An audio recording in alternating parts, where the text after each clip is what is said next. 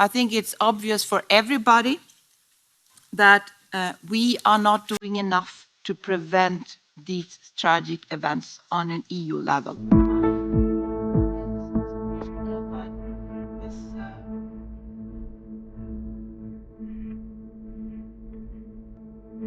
This tragedy is unique in scale. The numbers of lives probably lost, we don't know exactly, of course. But it's not the first time, as you also said, Mrs. Sippel.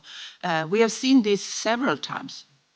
And on this route that this vessel used, leaving from the eastern part of Libya on this big unseaworthy fishing vessel with many hundred people on board, this route actually grew with 600-700% this year. So it's also a matter of time when it will happen at this scale.